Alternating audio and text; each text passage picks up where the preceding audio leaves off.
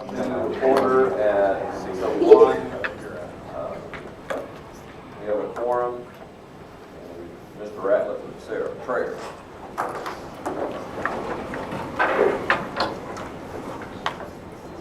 Father, because we leave tonight, we ask that you be with us here and guide us, lead us to make the right decisions for the district. Pray that you be with all of our students, faculty, and staff.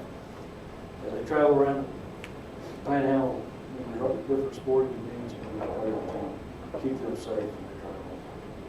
That you help us all to be closer to you and serve you more each day. Pledge allegiance to the flag of the United States of America and to the republic for which it stands, one nation, under God, indivisible, with liberty and justice for all. honor the Texas flag. I pledge allegiance to thee, Texas, one state, under God, one and indivisible. Your fault. I put it back. Jinx. She was wonderful.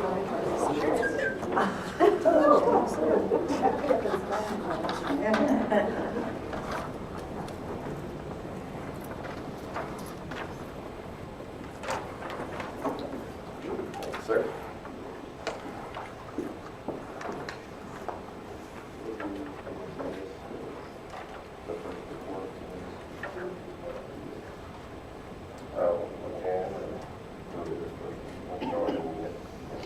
Okay, we're going to do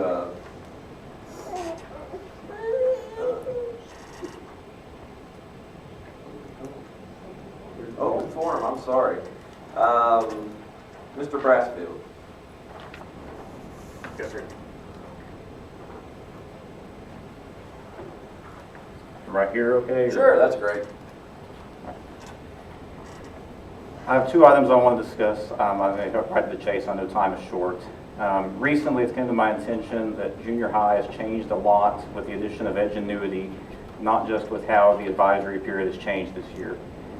We've noticed a lot of lower grades for my son, and 95% of the time it has Edgenuity attached to it.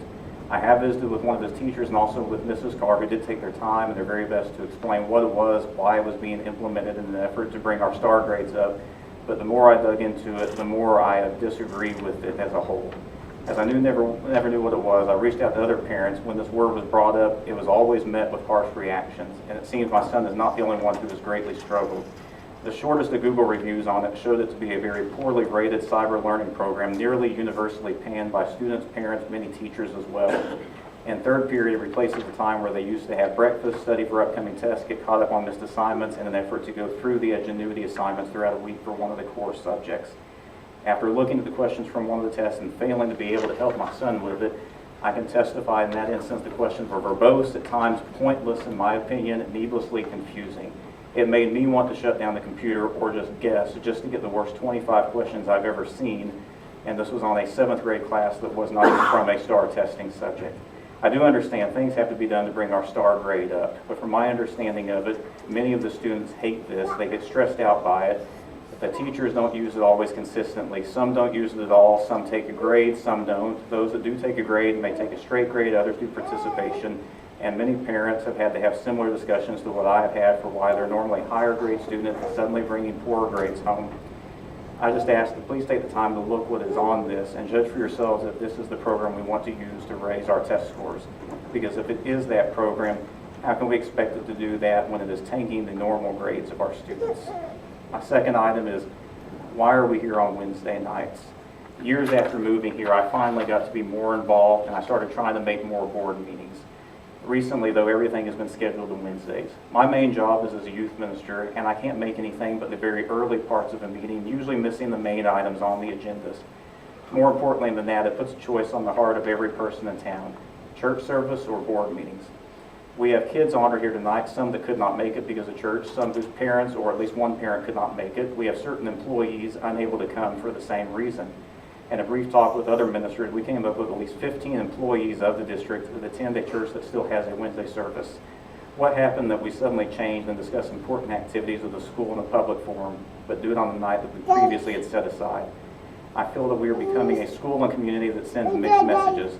We brought back prayer to football games. We have coaches allow kids to leave practice for CU at the pole. Teachers meet before classes for Bible studies. Coaches will personally choose to end classes or practices early to allow students to go to church. But we're also a district who in the last year changed board meetings to a Wednesday night. I know these are recorded and broadcasted, but half the time I've come, I've heard someone in the capacity talk about how great it is to see so many people show up in person. If that is truly a goal, then please consider going back to having these public meetings be at a time that does not force the public to choose between their faith and their district. And thank you for taking the time to listen to me. Absolutely. Thank you for coming and speaking.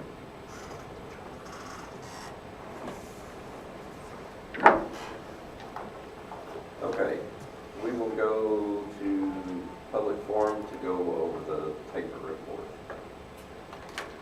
Yes, okay, so the TAPER report is 81.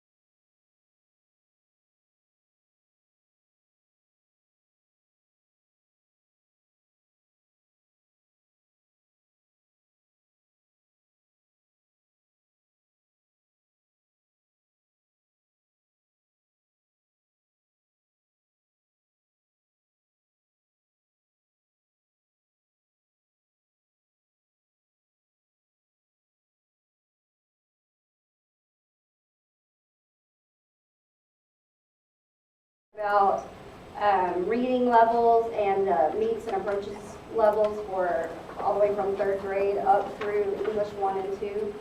And we're seeing quite a bit of improvements in our reading and English levels. And so we're proud of where we're going for that. Felix, if you'll move to page 21, that's where our math ratings start. And that's grade 3 through 8 approaches and meets, and we do know that we have some areas of growth that we're going to work. That's what we're focusing on this district, or this right now is more math, but we're continuing with the reading levels. If you'll skip to slide 25, algebra, same type of thing. On page slide 27, 28, that's where our science levels start. As a whole, we've been fairly strong in science through the years, and we're going to hopefully continue that direction as we continue on. Slides 31 through 34 are our 8th grade social studies and our U.S. history levels. If you'll actually flip to slide 35. This is our overall approaches compared to the region and the state. And, we're slightly below Region 16, but we're right in line with the state, or actually slightly above the state, and meets our approaches for all subjects. So, that's good when we look at an average of our scores. And then on the next slide, slide 36, this is our meets. This is where we're actually focusing. We want to raise our, and they're at the bottom. When you start scrolling, you can see the slide numbers. We want to change our focus from just approaches to meets. Meets is actually the grade level standard, and so that's where we were wanting to push those up for the next. Actually, we started focusing on that this year. Let me see the next one. There's a lot of data through here, so I don't want to drag anybody down. All of those, they just go all the way from reading and math. Go to slide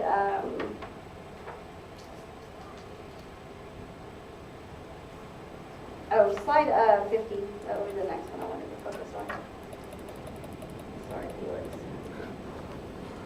So when we're looking at, that's English 2 and Algebra 1. When we're looking at Algebra 1, One of the changes that we've made recently too, that's going to affect our Algebra 1 scores, we believe, is that, when we have 8th graders taking the Algebra 1 test, we've limited that number of students. That way our junior high numbers were inflated a little bit as far as Algebra 1 kids, and so it drug down the Algebra 1 scores in high school.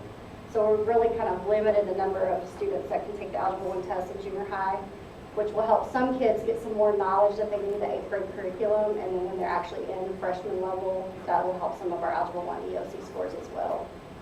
So that's one I wanted to point out. On slide 51, this is just academic growth in all subjects, and so we've got a lot of growth going on through the district, but we hope, this still has some of the COVID lag from this data, and so we're hoping to see, numbers this year come up quite a bit. If you'll move to slide 54, that's our attendance data for that year. And so our attendance data is really high.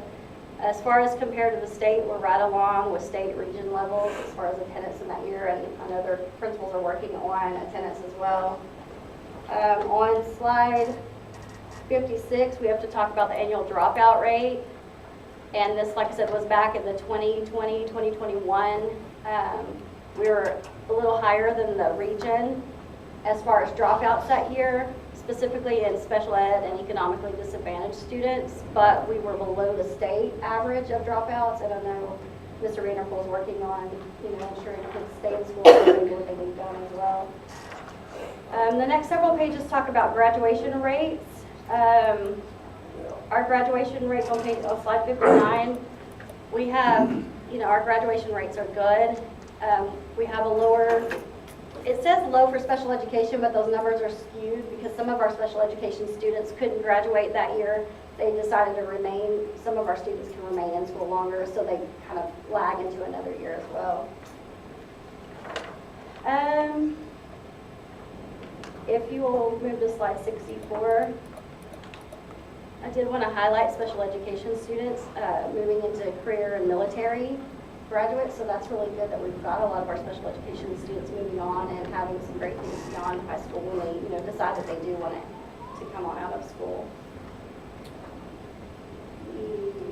Oh, slide 68 is one that I wanted to really stress. We really need more people filling out our free and reduced lunch forms. I know we talk about this a lot, but this is where it gets us, is our free and reduced numbers are so much lower than the state, and we know our numbers are higher than 40.5% when the state average is 60.7%. And the only way we get that number is through those free and reduced forms, and so trying to figure out a way to get more of those forms filled out is so important for so many areas, and state accountability is one of those. So that's one thing we really need to try to work on better. We did a lot better this year, but we need to keep continuing on. On slide 71, we have to report our different categories, and gifted and talented is one that we have a low showing in this number, but we've changed up our gifted and talented handbook this year, and we're trying to get more students involved. In gifted and talented, we changed our testing, and so I hope to see that we have more students involved in gifted and talented, because that's not an accurate representation according to the state. And the next several slides just really talk about violent criminal incidents, which we didn't have any of those, are actual offenses that are like felonies and things like that. And then the last 76 through 81 are the financial standard reports that we have to go over. Mr. Hine has already gone over all of the financial reports. We had an excellent rating, as always, and so that's just more of what we have to include. So in a nutshell, that's just a very fast sum of all of the data, but we're required by state to put it out in the public forum for anybody to have questions. And if anybody has more questions, they can reach out to me or Mr. Garrison for more specifics on the data. Anybody up here have any questions? So you're comparing that up, like the dropout rate, is that statewide number that covers every high school? Yes, It's everyone. yes. It's not a comparison to us, somebody else. No, it's statewide comparison. And most of these are statewide comparisons. They don't break them down by districts our size. So it's really hard to kind of tell Yeah, where we sometimes exactly it's fall. kind of disadvantaged. Yes, right. Okay, thanks. Anybody else? Okay, thank you very much.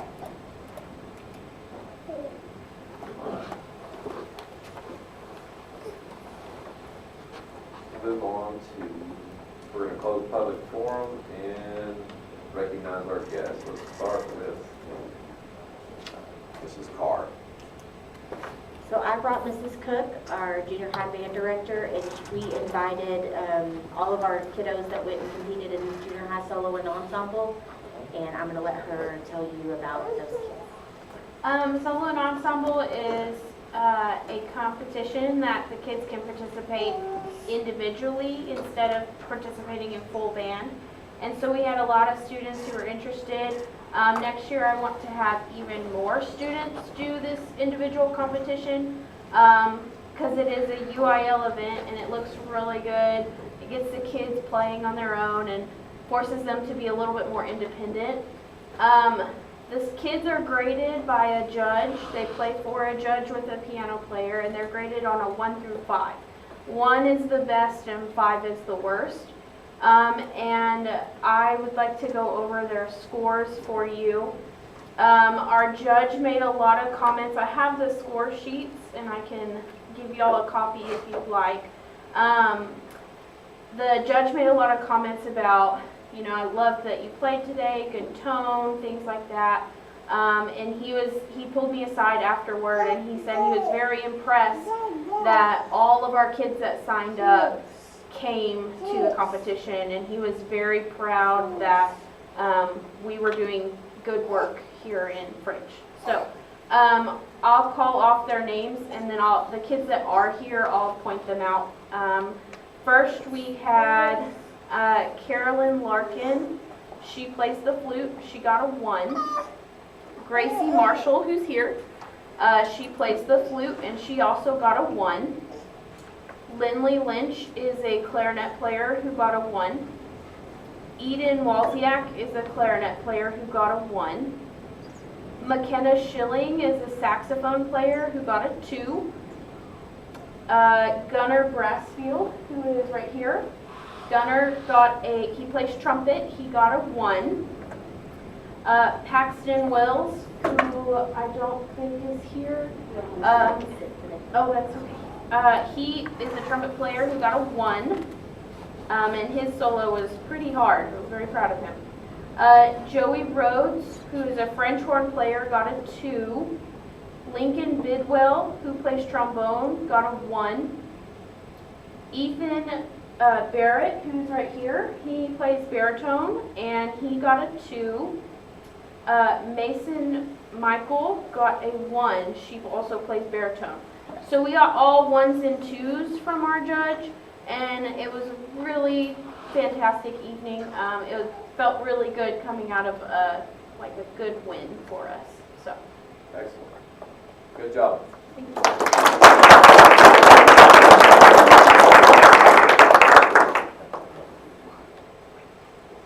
Okay, Mr. Vanderpool.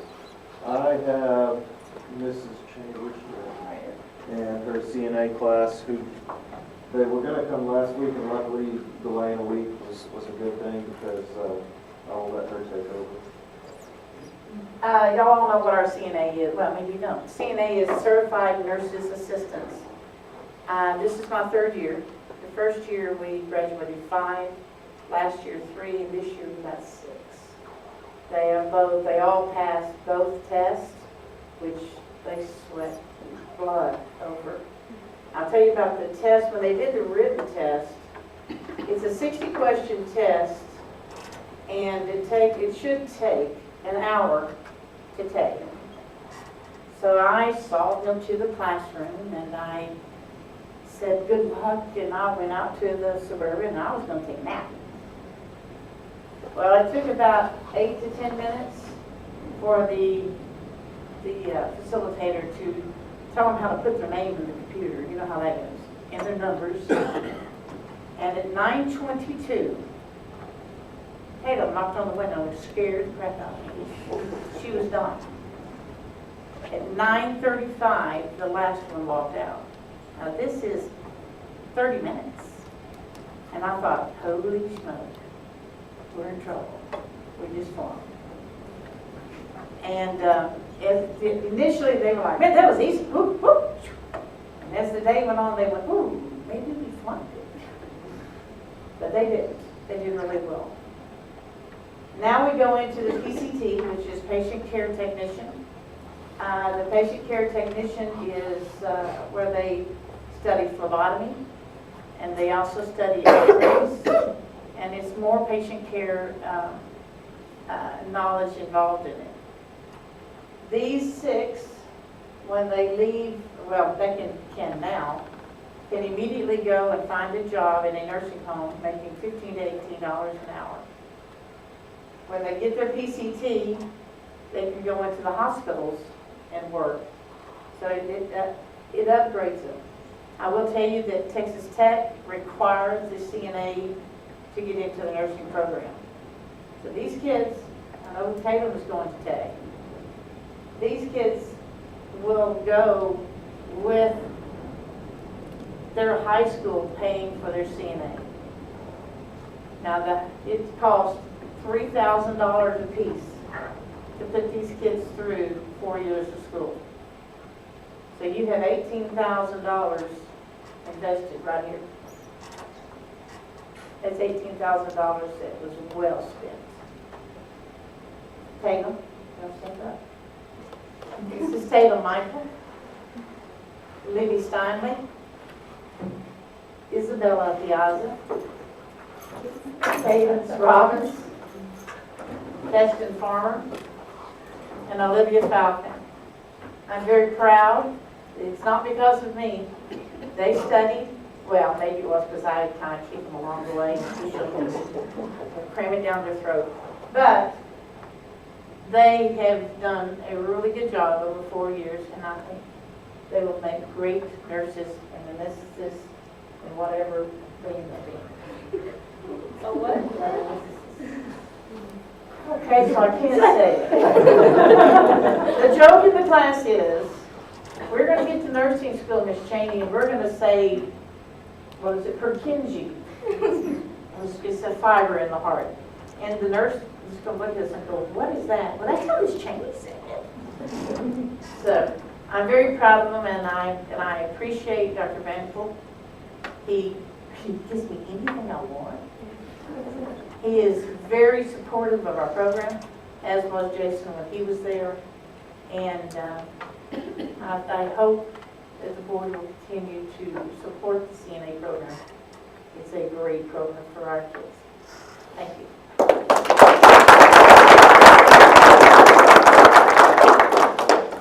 Okay, Mrs. Cook, would you have your kids come up and get a picture with them? And you want to come to Mrs. Carter? And then Miss Cheney, will you, Mr. Vanderpool, come up afterwards?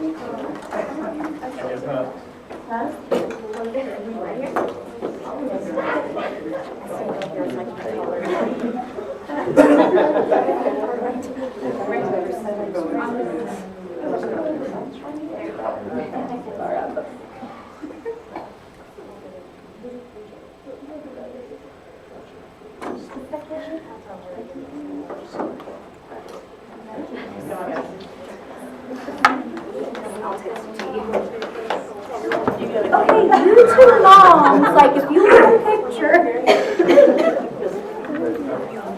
I don't know. I'm going to stand behind. You guys for coming. Hey, thank y'all. Appreciate y'all inviting us. Smile. I don't want to take a picture. Come on, get with that. Yeah.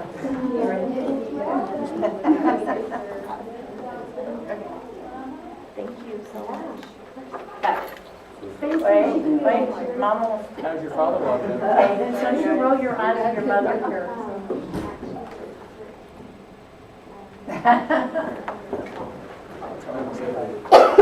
Thank y'all for coming. Thank you. Thank you. Congratulations.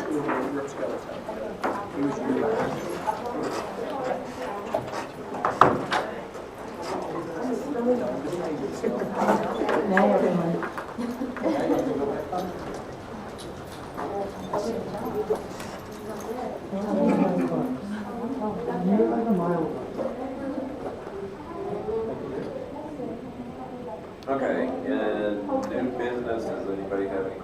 about the consent agenda? Okay, we need a motion to approve it. Move to approve the consent agenda. Have a motion by Mike, do I have a second? Second. Second by Logan. All in favor? All in favor, none opposed, motion carries. Okay, we're gonna move on to the regular agenda, and Mr. Williams has something he needs to go participate in, so we're gonna let you go first. Appreciate it. Sorry about that. There's a marriage Bible study that I've got to get to with my first wife, if I'm not too awful late. This time, February is probably the busiest time of year. If you've noticed my report there's so many things going on because you're wrapping up one end of basketball, which is the long enough season, but then just to give you a heads up of how long we've been playing softball, district starts next Saturday for softball. And so it's bam, bam.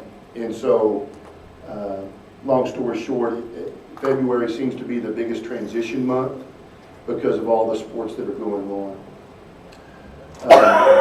Boys and girls basketball finished strong. They made the playoffs. I say boys basketball finished strong. It was kind of a roller coaster, but they wound up pulling it out and getting in. Probably wasn't the season that we wanted overall, but the kids played hard. I was pleased overall with the overall effort of some of our kids there. Girls basketball showed a tremendous amount of improvement. We start running track tomorrow with the junior high at Muleshoe, running events only, and then Friday is the high school. And so we ended basketball Monday night, and now we've already had a baseball game, and we're fixing to go to track. There's no rest for the weary. Golf has already had a meet with the girls. Today, I'm excited that we've had the opportunity to purchase this FAT 90 timing system. It eliminates 14 workers at the finish line. I appreciate Mr. Hine getting on that because he's already seen the requirements that we've needed technology-wise in order to make sure that that system runs efficiently.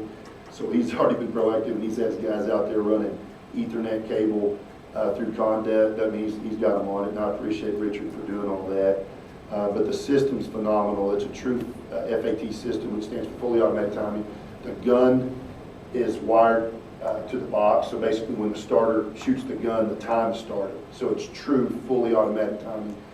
And this system's got a really high-powered camera at the finish line, so not only does it pick the kids, but it also times them truly FAT, and it's all wired to the gun. I want to appreciate, last year, Kim Searles and Jennifer ran the system from the press box, and so they're used to running the system. This is just a new and improved version because we borrowed West Texas last year and utilized it here, but now they don't sell that old system anymore, so we bought the new one. And it's similar, but I appreciate them because you have to have two people in the box. One to get the digital image capture, and then one to send it to the meet manager, and so both of them got to be communicating well. And our track meet runs off smooth, and they're a great reason behind it. We do need workers for some field events. So if anybody, and I'm saying this in public, if anybody's interested in helping with the field event, we would love to have your help. It's a 3-day meet because so many schools come, but the school does generate a substantial amount of money off this meet, not only through entry fees, but also through the concession stand for our cheerleaders. But the majority of our help we need is going to be in the area of field event areas. So if you have a field event that you're partial to, we'd love to have your help. There's a list of schools that are coming to the Pantex relays, and we had to cut it off. So I want you to know that the sky's the limit on how big this meet could be because everybody loves coming here because of how well the meet is ran. But we had to cut it off. Now, not all of those schools are coming all 3 days. Perryton is only a high school meet. It's only bringing their high school, and Bushland's only bringing their junior high. So we try to keep it to where there's only 2 heats of every relay, every sprint, 800-mile relay. If you look at the left-hand column, you've got updated events that are coming down the pipe, and that gets you to spring break. And as you can tell, it's full in every direction. I'm extremely proud of our off-season kids. We've showed extreme gains this year in the weight room and on speed and agility. I just wanted to make a statement that they had done a phenomenal job committing there. Our participation rate in the morning for morning lifts for off-season was 97% since basketball has started. And as you can see some of our pictures through there, we did go to an indoor track meet at Texas Tech, and it took a handful of kids, and some of our kids got enlightened and some of them competed very well. But right now is the busy time of transition. Once the true transition happens, it usually hits it running. Does anybody have any questions?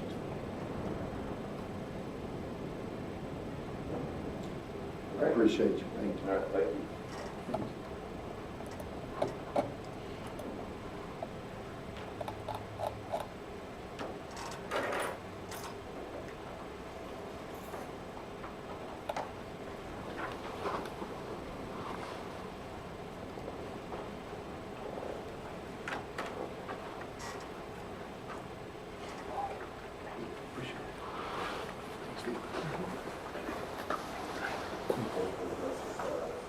Okay, Mrs. Searles on discuss possible action for return of person instruction plan.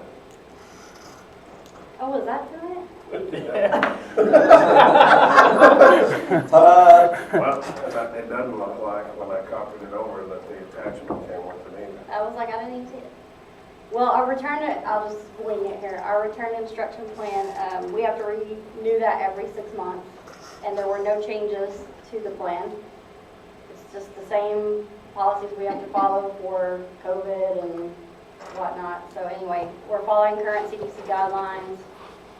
Other than that, we just have to have it approved for the next 6 months. We'll have to do it 3 more times. Well, yeah, I have to do it 3 more times because of our ESSER funds that we're using up. Okay. Questions?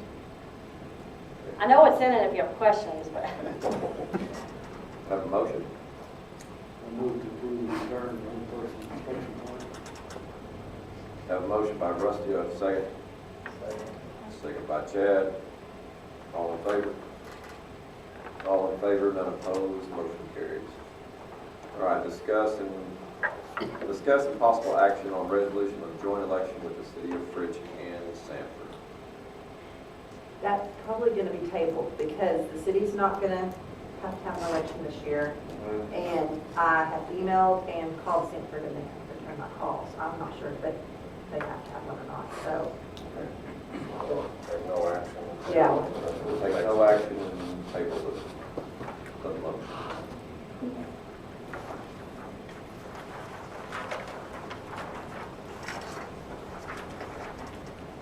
Okay, discuss and possible action on order calling trustee election. We do have to have an election. We have 3 candidates running. And so we just need to approve an order calling trustee election in May. Okay. Questions? Okay. Do I have a motion? I move to approve the order calling trustee election. Motion by Chad, do I have a second? Second by Mike, all in favor? All in favor, none opposed, motion carries. Okay, discuss possible action on amendments on the DOI plan. Okay, on this, really, there's nothing that's changed in the DOI plan other than I had a Texas Education Code that I didn't need in the plan that I've removed. So under the teacher certification, it was 21.005, and TEA said there was no reason to have it. And I really didn't have to amend it. They said it'd be fine till the next time, but I wanted it to be correct, so I went ahead and amended it and took that out. And other than that, there are no changes. Okay. Any questions? No questions. Okay, do I have a motion to approve the DOI plan? I move to approve the amended DOI plan. Have a motion by Logan, do I have a second? Second by Michael. All in favor? All in favor, none opposed, motion carries. Okay, discuss possible action on budget amendment for 22-23 budget. Mr. Hine. Last year, we got a donation from Phillips 66 for a digital library. We didn't take any action on it last year because we really needed more funds. So once again, this year, they gave us more funds for that. But I didn't put the funds that they gave us last year in this year's budget. So I need to add the funds from last year so that we can spend it all. And we have, Mrs. Sorrells had sourced us a vendor to use, and we have ordered or we will order as soon as we have the material. So That's the 7,500. yes, sir, 7,500. Because they gave us 7,500 last year, and that's 7,500 this year. So Question? Where was the 7,500? well, it would be just in fund balance until we move it back into the.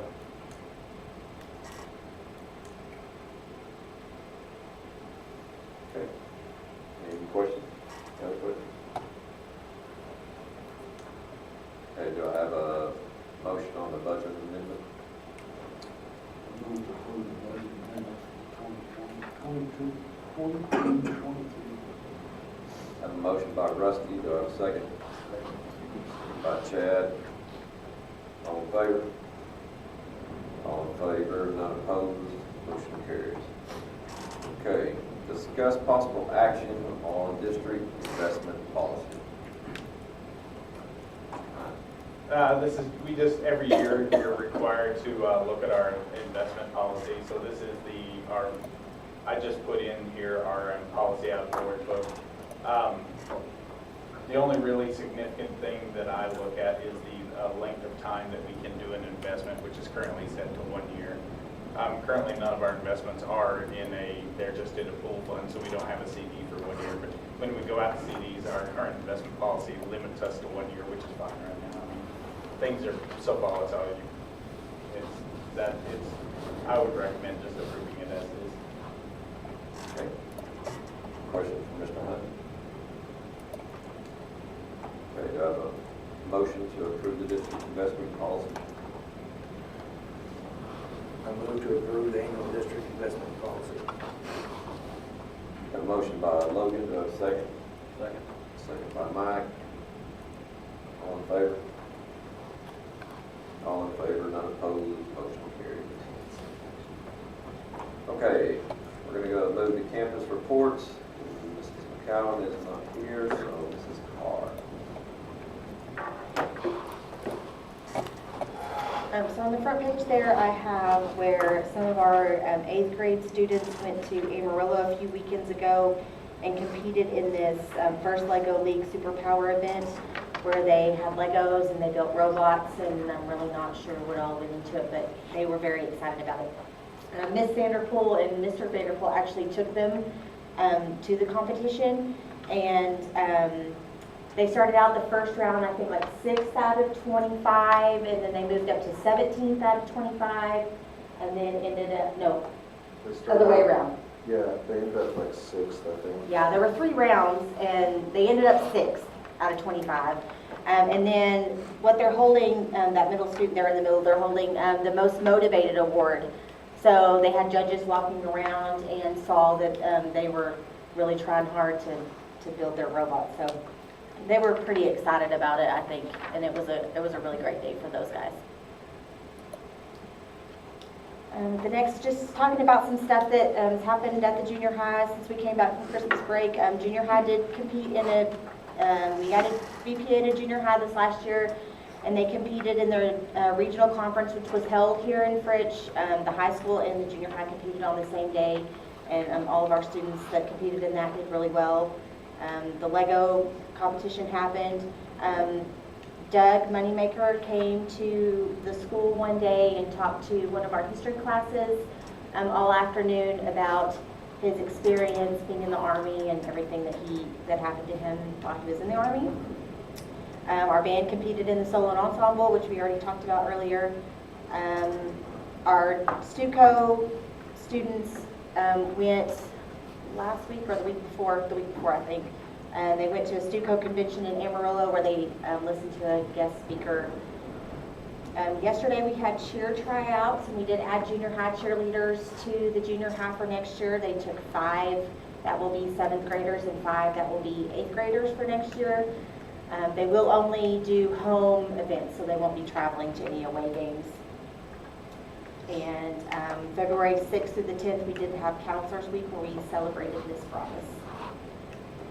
The upcoming events, so we had cheerleader tryouts yesterday, of course, first track meets tomorrow. We were trying to take some kids to this STEM conference for girls, so that was at Pantex, but we got in too late and we weren't able to get in on that. There was a waiting list by the time we found out about it, so we weren't able to do that, but that's definitely on the list of something to do for next year. Next week, we're just doing our second round of interim testing, so we'll have math on Monday, reading Tuesday, then 8th graders will take science on Wednesday and social studies on Thursday. So I'm pretty interested for those to happen so we can compare our first round of interim testing with this next round of interim testing, and then the teachers will know, get to see what we need to work on in the next few weeks before we get ready for STAR test. And of course, in the middle of all that interim testing, we do have Pantex relays and more track meets at Vega, and then we're all ready for spring break.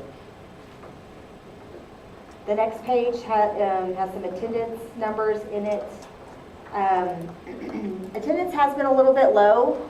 There's been flu going around, the stomach bug going around, lots of stuff going around. So attendance has been a little bit low, but I have been working on sending out attendance letters and things like that to parents, letting them know, that how much time their students have missed from school. On the next couple pages, I have a little bit of data. I didn't have too much data this time because when I did the report, we hadn't ended the 6 weeks yet, so I'd only had a few tests given. The first one is Miss Robinson's, and that's a 8th grade test. And the next couple are from Miss Dethridge in 8th grade history, and then we have some 6th grade math. I don't know if you noticed that 6th grade math one right there. That looks really good. That's a really good results right there on that 6th grade math. So again, I'm really interested for those interim tests next week because that's really going to help us get some good data and see where we are and where we need to be in the next month or two. The next couple of pages are just some pictures of some stuff that's been going on. So the top left picture is all those students that competed in solo and ensemble. And then the rest of the pictures are on the page are of all those kiddos that got to go do that Lego competition in Amarillo. Just some other things that happened around campus. The top left one is Coach Cordell's 6th grade science kiddos were doing some graphing, and they were out in the hallways trying to figure out how many steps it was taking them to get from one class to another, and they were tracking their steps per minute on a graph. And then the next picture is of Mr. Moneymaker, who came to speak to all of our students. I actually sat in on a couple of those, and the students were very interested in what he had to say for sure. And then we have Miss Munden's class. They're working on an MLA, which is a writing formatting scavenger hunt. The next page, the last page of pictures, those are some science club in Miss Robinson's class. They had a few kits of things and they were putting together, like the top one, let's see, hydraulics is the bottom one down there, and they were using water as a hydraulic system down there, and then you have the middle picture there is a pulley system that they built and put together, and then that top left one there is the circuits, and so they were sending signals from one thing to another. So that's about it. Good deal. I will come in plenty busy. Okay, Mr. Vanderpool. Okay. My report, of course, not as long as Mrs. Carr's. I did put Mr. Moneymaker, who came and visited. I took about 3 pictures, and I've tried to get a lot more stuff on Facebook here lately, just to change the page up, transitioned into something that's similar to the elementary and the junior high, uses the same icons and things like that. So I'm trying to keep that updated. We've also got our FCS, Mrs. Price's class.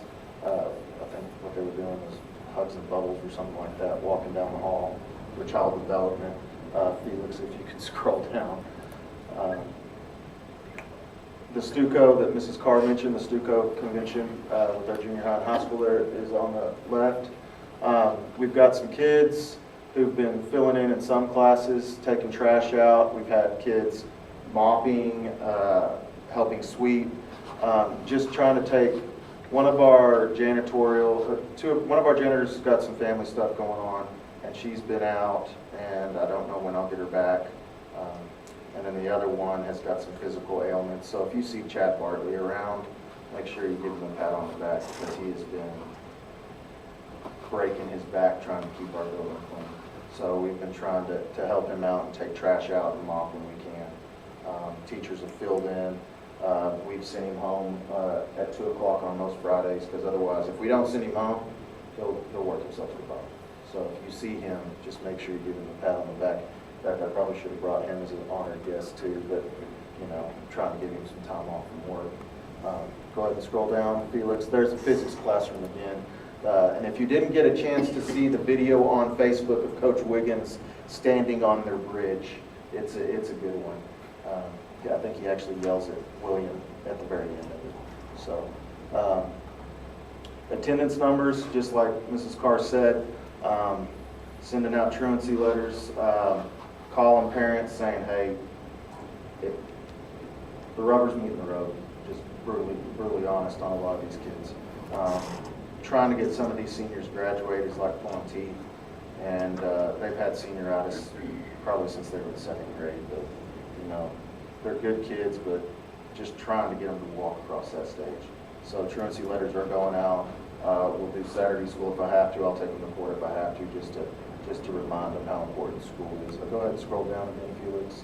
That's the 2nd semester right there, and then you've got the yearly if you want to take a look at the numbers. The senior, it's problematic. So trying anything and everything to get them to come to school.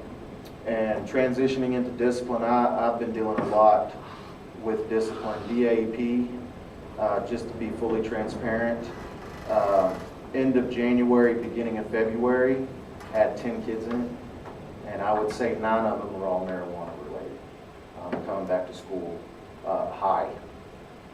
So we're trying to coordinate with the city, with the police, with the sheriff, just trying to get something besides the DAEP, maybe some juvenile probation, maybe a citation, something to get these kids to realize they can't come back to school high or under alcohol-related influence.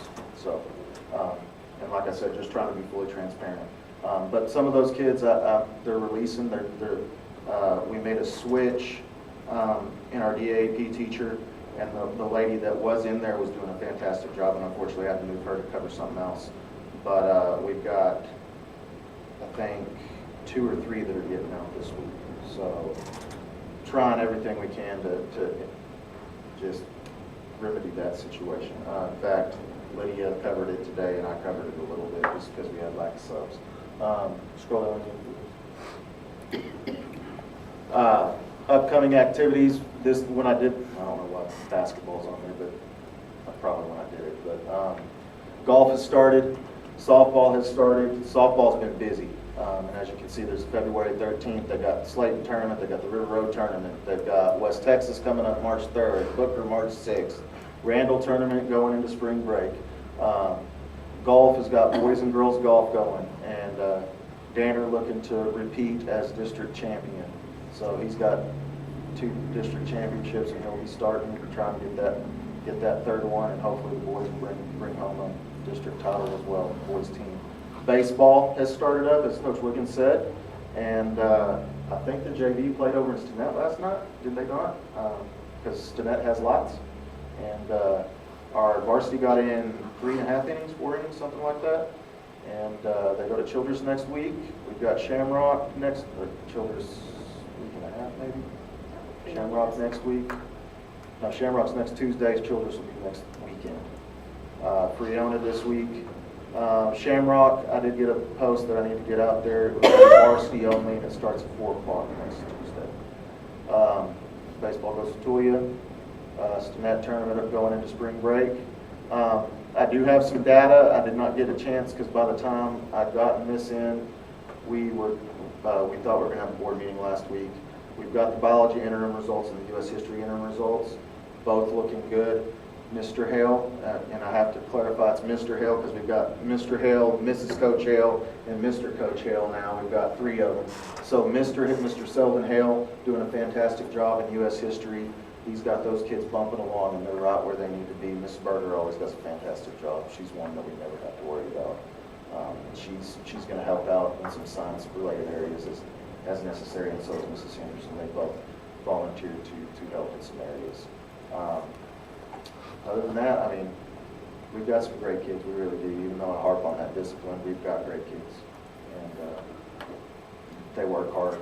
And I do believe that each one of our administration team does make a difference in a big way. And one person can, and I told my teachers coming back from Christmas break, one person can change a lot. And I may not be able to reach everybody, but I can reach some, and then Mrs. Carr can reach some, and Mrs. Lyles can reach the others. I mean, so every kid in that building has somebody they can go talk to. So I'll end on that. Okay, thank you. Thank you. All right, just the first thing I threw in there was the results of our teacher incentive allotment, the final survey for our committee. They decided which group of teachers we would put as designated teachers next year.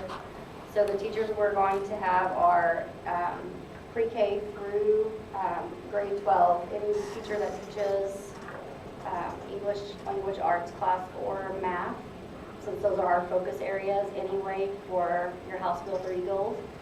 And then on top of that, we will also add in the STAR tested subjects. So it would be like 5th grade science, 7th or 8th grade science and social studies, biology, U.S. history, yeah. So anything math and English, and then those STAR tested subjects. So that would capture our core subjects that we focus on as like board goals. And that was just results of the survey. It was 77% to 22%, but really the votes, it was 14 to 4. So it was a large majority. The next page is back when you all went to I think you went to Pampa for a board training. They were talking about House Bill 3 goals and then a school board monitoring calendar to come up with one of those types of things. And so we've already done the House Bill 3 goals. We updated those the last time. And then this is just a monitoring calendar. I found several. This goes along with what we really do already in the district, but it's just, I'm going to post it with the House Bill 3 goals on the website for you guys, just so you know when as a district we're going to present to you specific data, and then we'll present all the other data. So that way, if anybody comes along and says you have to have a House Bill 3 monitoring goal calendar, this is your calendar for you guys to know what we're going to present data-wise every year. And so it just will go every year, and if we need to update it, we can. So I wanted you to know that's there.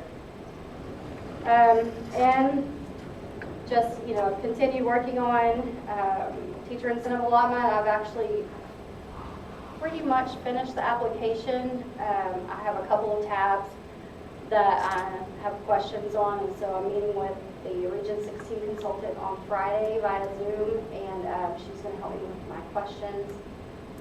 We voted on everything. We've got it all built. I'm working on building a handbook for teachers to know the policies. I'm working on a slideshow for teachers so they all know and understand. I've been working on a T-test monitoring calibration calendar so we all know like how we're going to rate teachers. So I'm talking to the lady from Region 16 Friday, and then once my questions are answered, I will let her look over our application. Because that way we want to make sure we get it submitted and hopefully not have to make any changes. And so once she says it's good and I have it completely filled out, I'll have it to present to you all at the next board meeting, just so you're aware of how the teacher incentive allotment is going to look like in our district.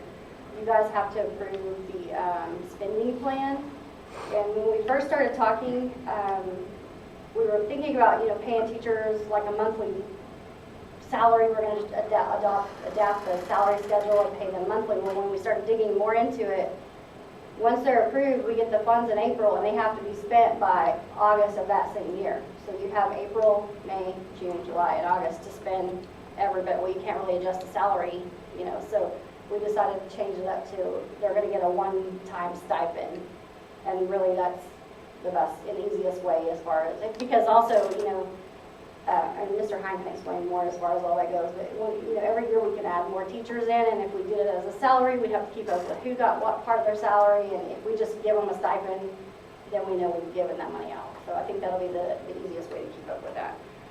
So you guys will have to just approve the spending plan, but there's a lot that's gone into it and I'm ready for it to be submitted. Once it's submitted, then the teachers in the district will receive a survey from Texas Tech, and just to make sure that Texas Tech takes the survey to make sure that everybody in the district kind of understands the plan. So that's why between our submittal and survey day, we'll be doing some meetings with campuses to make sure everybody knows what the plan looks like. So we're really close, and I'm ready for it to go through, so I can quit work on that for a while, because in April we have special education audit coming up that I'll have to focus on. And there's just a lot going on, helping with teachers and what all they need. Really, that's been the majority of my work. Thank you very much. Mr. Hine. Okay, I have several things to talk about tonight. First, I'm going to just briefly mention on my finance summary, if you look at the bottom of it, there was we show the trend of the ADA. And Mr. Garrison and I kind of talked about why our numbers don't match. It's because we're doing different periods. This is the year-to-date ADA, and in his report, he's doing that month's, or that, since the last meeting, Greg? It's ADA, so that's why sometimes the numbers are different. But as you can see, it has a slow, gradual trend down in our refined ADA, and that is very typical of most years. It usually levels off. Now, we've had a lot of the attendance issues as the principals have talked about, so I do expect another little drop. But once we get the sickness over, typically it just levels out for the rest of the year. So that's probably close to where we'll end up. I really don't have anything else to point out in the actual financial part unless anybody has any questions. So I do have several other things to discuss. First and foremost is we've got our property value studies. The property value study came back, and once again we were assigned state values. If you remember, the way the property value study works is the local appraisal district sets the values. They have to set them by April, and then they send out all the things to you in the mail saying this is how much you got to pay on your house and stuff like that. The state comes in from January through August and does a property value study, and then we get the results the next January or February. And if you're off by more than 5%, you can get you would go into what would be called grace, where the appraisal district has to get it back within. However, if you're off by more than 10%, you don't get any grace. Well, last year we were off by 13%, so our grace all went away. This year we're off by 9%. So since we didn't have any grace last year, we don't have any grace. We won't have a grace again until we've actually met within 5% for 2 years straight. So we're 9% off the values. Mr. Garrison and I did meet with the chief appraiser, Joe.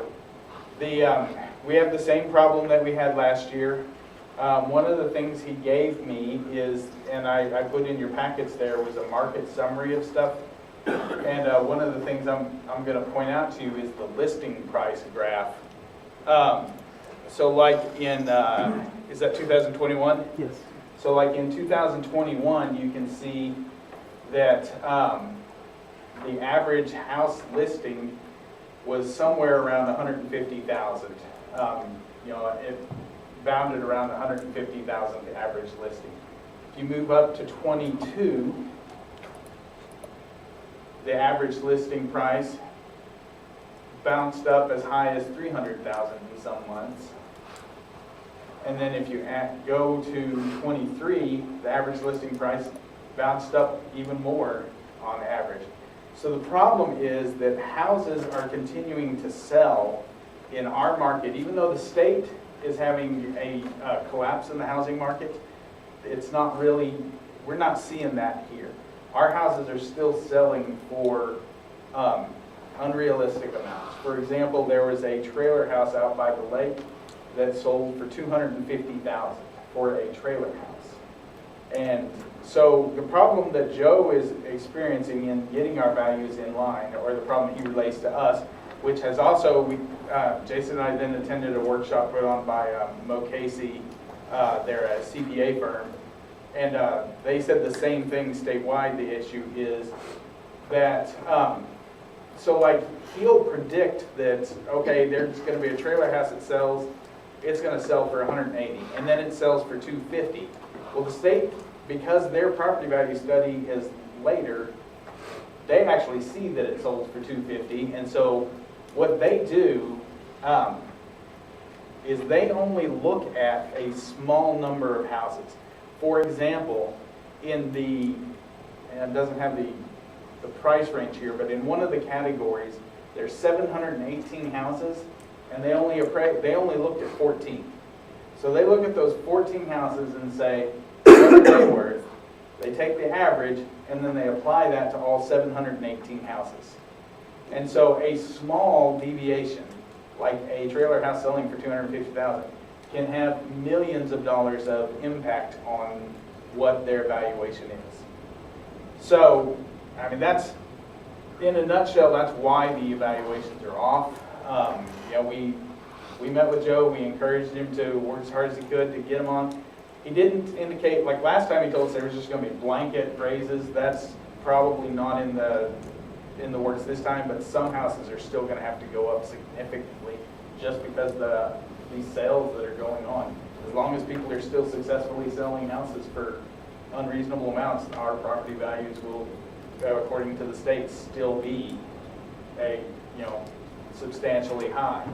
So the things that we have done, we immediately, Purdue, Brandon, and Moffett, no, not Purdue, Purdue, Brandon, and Hill, I think it is. I can't remember. Purdue, Brandon, anyway, we call them. They are filing our appeal. If you remember last year, our appeal wasn't very successful. They only got a few $1,000s of the millions we needed.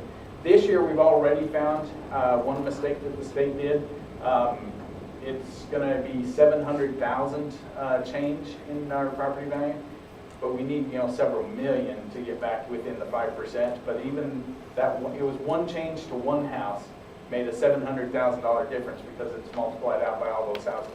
So we do have some hope that they'll do it, but to be honest with you, I don't think we're over 4% off. Now that I actually know more about the process, last year this was a new thing to me, but I've learned quite a bit about the process now. But only 30% of the time are their appeals successful, and that's when they're like 5.5% off and they appealed and they get that 5.5%. 4%, it's almost assured they're not going to. We're still going to be assigned state values. The goal will be, once again, to try to get the appraisal district to raise appraisals enough that the next year that we will be back within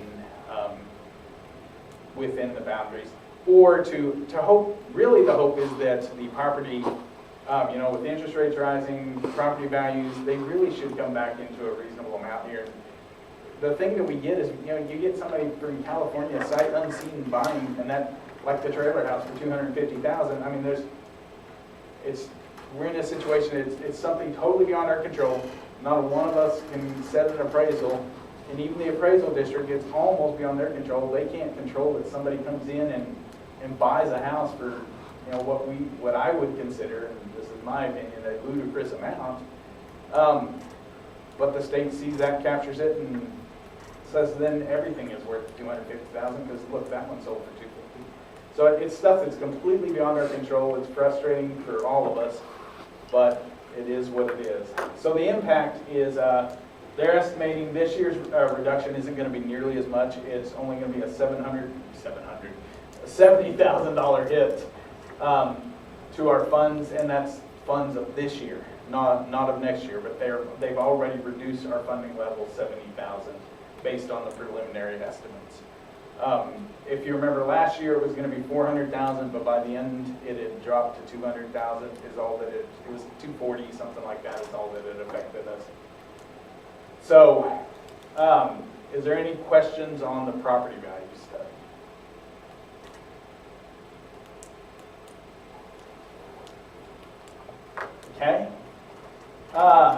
We will, as a bit of good news, okay, so we're gonna lose $70,000 there. Well, our special ed co-op had an excess of fund balance, and so they rolled out some of the fund balance, and we got $60,000. So it's almost a wash. So that's a bit of good news. In another bit of good news, I'll do a legislative update. If you remember last month, I said I'm gonna try to keep you guys appraised of what's going on with the legislator. Well, one of the things that's in my list to talk about to you is the, where is it? Okay, so in House Bill 3, 2 sessions ago, they decoupled the golden penny from the Austin wealth level. Now, if you remember, we did a TRE a few years ago. That TRE raised what we were charging above the base level for tax rate. That got us some golden pennies. Well, those golden pennies are now, because it's been decoupled from the Austin wealth level. If you want me to explain what that means, I can't.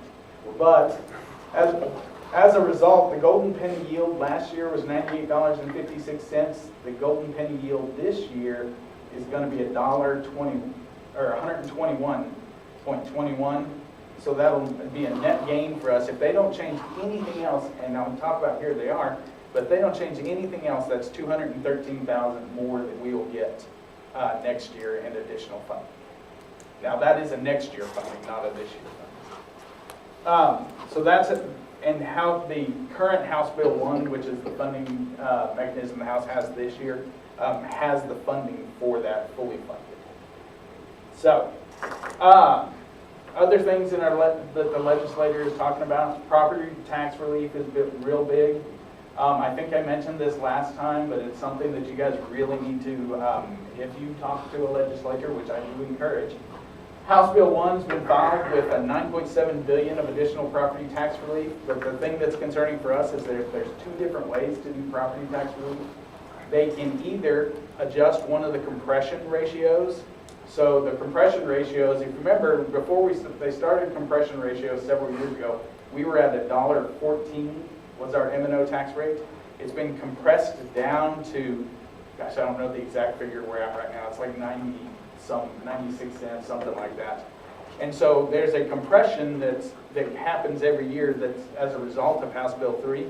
They could accelerate that compression rate. There's another compression rate that they could accelerate as well.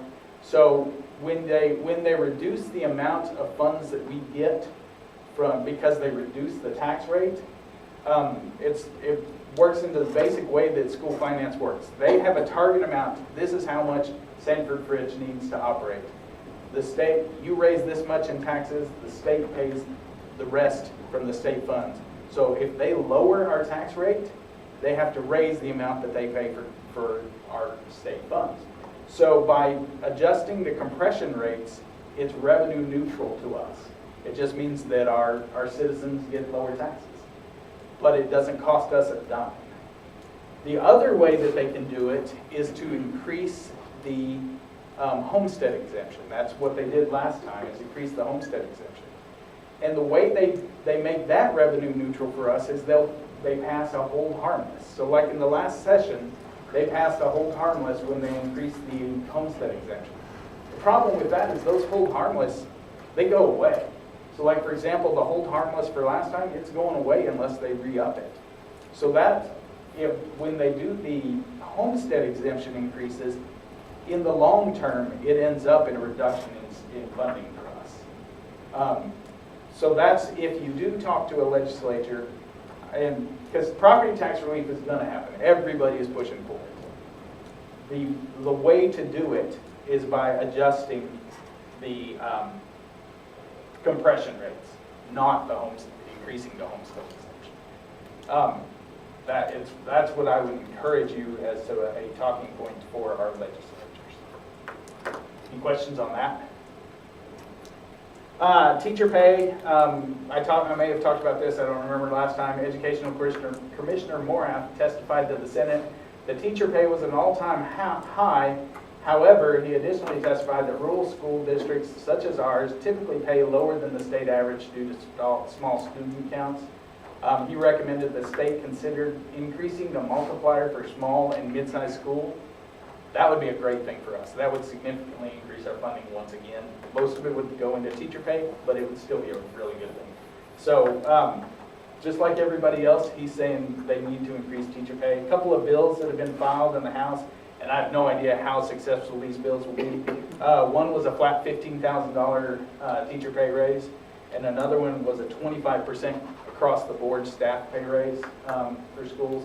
So those are just a couple of the bills that have been filed. And once again, everybody, the governor, the lieutenant governor, the speaker of the House, the commissioner, everybody is saying they want to, we have this huge 33 billion or somewhere around there surplus. They want to use some of that money for teacher pay raises. And so additional funding should come our way. I'm sorry, what? As well they should. As well they should. Because we are below the national average significantly. So, school safety obviously is another thing. One of the models currently being considered, which I would, once again, if you talk to a legislature, I would say it's a very good idea. The commissioner testified to this as well. The hybrid model seems to be gaining traction. And in the hybrid model, you get X number of dollars per kid, or X number of dollars per campus, or both if you have enough kids. Well, because like right now, our current safety allotment is $6,000 because it's purely a per kid allotment, and we just don't have near as many kids as say, the 35,000 kids in KDISD. Well, if they give us a campus, every campus gets X dollars minimum. That would be a significant amount. They're talking like $600,000 for safety for next year for us. So that would be a good thing. We might even get to the point where I'm going, what are we going to spend it on? So that's a good thing. Another thing is an instructional materials allotment. So that's where we buy our textbooks and our technology. Excuse me for just a second. Had a crick in my throat, didn't want to start coughing. The instructional material allotments, they, in the last session, they really slashed it. We didn't have much fun at all in our textbook and our technology. Now, fortunately, we had ESSER funds that we bought Chromebooks with, so we really didn't use it any for technology. They're going to restore that back to its previous amounts, which will be a very good thing for us.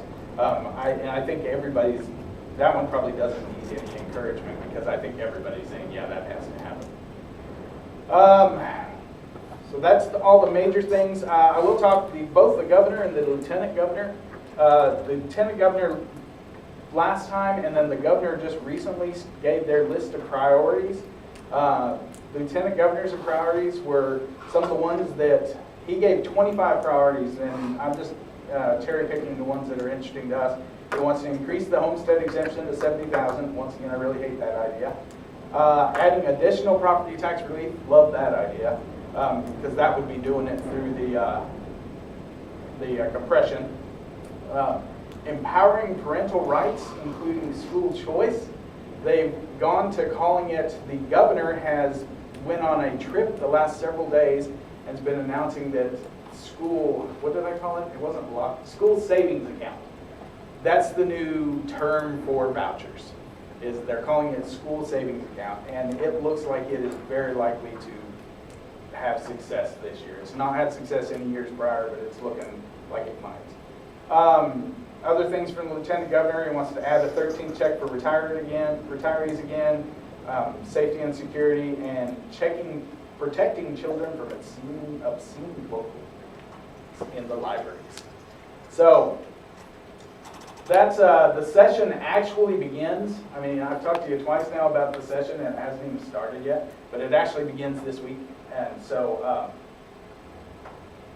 I'll try to keep you updated as much as you can, unless you don't want me to. But any questions on any of that? Okay. Another thing I had to point out was our utility expenses have continued to be astronomical. Our gas is 30 to 50% more than last year, and our electricity is right at 50% more than last year. Probably going to have to come to you in a couple of months with a budget amendment to increase the funding for our utilities. And then I will, as requested, I'll have a safety update in executive session. The attachments that you might have seen out there is it's only visible to you, so it's not visible to the public.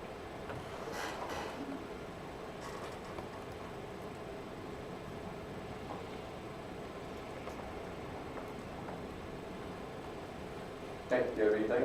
That's it for Right. me. That was plenty. More than, yes. Okay, Mr. Garrison. All right, as you can see on the enrollment, it's holding strong. Again, the ADA for January is about 617, just under. Total attendance for January, 93.18%. And again, you know, we may take a little hit there. I know the other day at the elementary, when I talked to Gina, the stomach bug hit and they had 13 staff out and 64 kids that day, so, and she's out with it today, so I know it's going around, and they, I don't know, had another name for the virus that's going around, but it's, Norovirus. yeah, and it's, so we're getting hit by that, so, you know, we're doing the best we can to keep the attendance up. I did, Mrs. Searles and myself went to Austin, we attended Midwinter. We attended some good sessions, some talking about the TIA, and, you know, while we're talking about that, you know, I just want to tell, you know, tell y'all how much I appreciate Mrs. Searles and the job she's doing there. There's no way that we could have done that for our teachers without her work on that, so I appreciate all the things that she's done there. But we had to cut Midwinter off because the weather was terrible. There was the ice storm came in, and so we ended up coming back a day early, so we missed some of our stuff. But overall, it was good, the things that we learned. I just completed updating our emergency operations plan. 99% of the state had to update, had to resubmit, had to do some corrections on that. The service center, I worked with Robin Terry and got all of ours corrected. And so I got it resubmitted to the Texas Safety Center. Richard and I think Dr. Vanderpool is going to be in. We're going to meet with Chief Chapman and discuss several issues of how he can help us and what we can do for him and some other issues to do with safety. And we're going to try to do that Friday morning. We'll have a calendar meeting today, so I'll be bringing you the calendar next month to approve. Bus driver appreciation day today, so I went over there this morning and delivered them donuts and told them how we appreciated them. They do an outstanding job for us, and so it's just been busy. Several other, you know, with all the activities, playoffs, and this and that. And so, you know, transitioning, like Mr. Wiggins said, from one event to the other, and then you've got UL Academics coming up, you've got concert and sight reading with bands, so we've got kids in and out all the time. And so, in several of our kiddos, you know, do multiple events, so they're missing 2 or 3 days of school a week, you know, doing those events. But, you know, they do a great job representing us, so, you know, just a busy time, especially, you know, February, end of February into March, because when I sent out the update today in March, I was like, holy cow, we got, you know, all this going on, and it's just a busy time. Okay. All right, so let's talk about the next board meeting.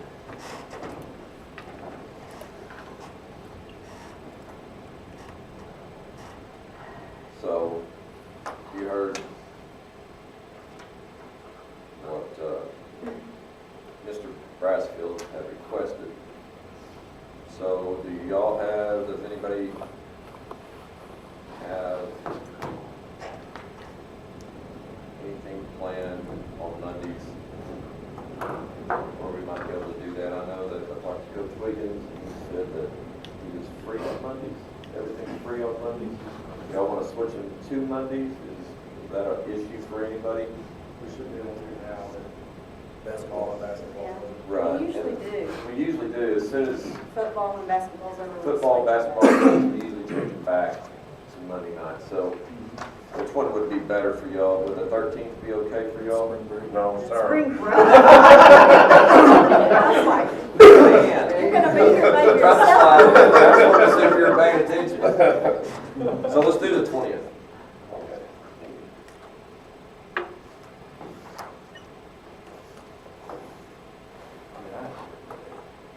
Oh, well, I do too. No, the 13th. Oh, yeah. Do you?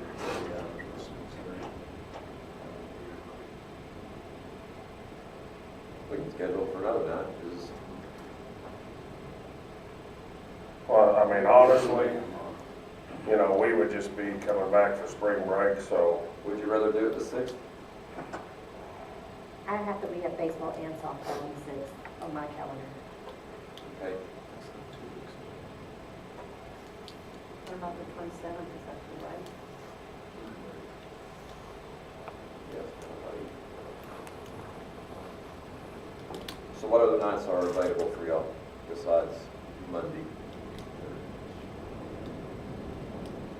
Is there anything on Thursday? The only thing that you would have on Thursday night would be track, junior high track.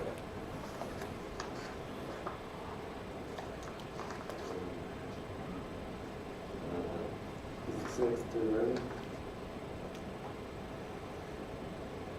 No, I don't think so. I mean, I may not be We here. good. but I might. okay. Where's softball playing at? 26? On the 6th, softball's at Booker and baseball's at 20th.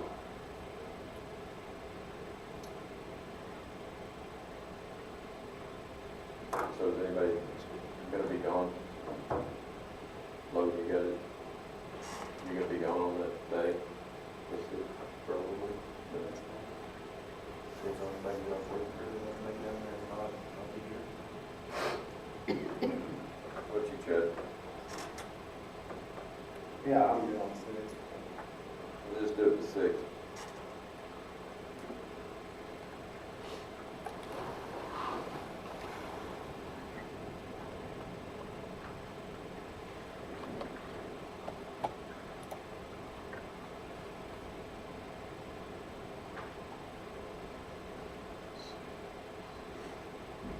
Okay. Okay.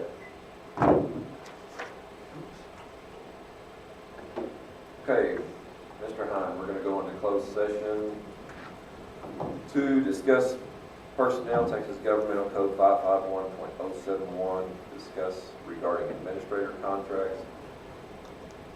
B, deployment or specific occasions of implementation of security personnel, critical infrastructure, security devices, or a security audit, Texas Governmental Code 551.076. C, discuss personnel, Texas Governmental Code 551.071, discuss regarding superintendent contract and compensation. Will you call us into executive session at 7:30?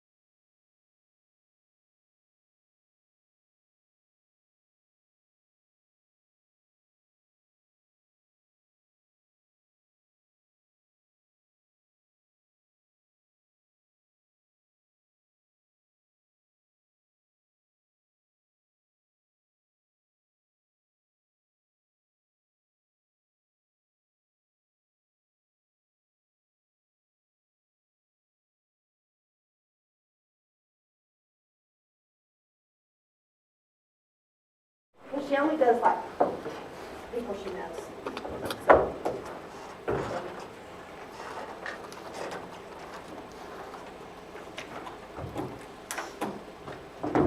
Okay, Mr. Hine, will you call us out of the executive session at 8:23? And we will have some motions. Mr. Ratliff. Okay, Your I'm, recommendation. Oh, yeah, Mr. Garrison. Just go at see, it. I want this first. I recommend certified administrator term contracts of Kim Searles, Jennifer Carr, Houston Moose, and Stephen Vanderpool through the 24-25 school year. Okay, I have a recommendation by Jason. Do I have a motion? I move to approve certified administrative term contracts with Kim Searles, Jennifer Carr, Houston Moose, and Steve Vanderpool through the 2024-2025 school year. Okay, I have a motion by Rusty. Do I have a second? Second by Chad. All in favor? All in favor, none opposed, motion carries. All right, Mr. Garrett. Okay, I recommend a certified administrator contract for Gina McCowan for the 23-24 and 24-25 school years. I have a recommendation by Jason. Do I have a motion? I move to approve a certified administrator term contract to Gina McCowan for the 23-24 and 24-25 school years. Motion by Logan. Do I have a second? Second. By Stacy. All in favor? All in favor, none opposed, motion carries. Okay, I recommend a certified administrator / coach dual term contract through the 24-25 school year for Philip Wiggins. Okay, I have a recommendation by Jason. Do I have a motion? I move to approve a certified administrator / coach dual term contract through the 2004-2005 school year for 2024-2025 school year for Philip Wiggins. I can't read. Okay, I have a motion by Stacy. A second? Second by Mike. All in favor? Opposed? Or all in favor, none opposed, motion carries. And I recommend a non-certified administrator contract through the 24-25 school year for Richard Hine. Okay, I have a recommendation by Jason. Do I have a motion? I move to approve a non-certified administrative contract for the 2024-2025 school year for Richard. Motion by Rusty. Do I have a second? Second. Second by Logan. All in favor? All in favor, none opposed, motion carries. Okay, Mr. Hine, will you adjourn? Oh, I'll make a motion to adjourn at 8:26. I second. And Stacy seconds. All in favor? All in favor, none opposed. Mr. Hine, we're out of session at 8:26.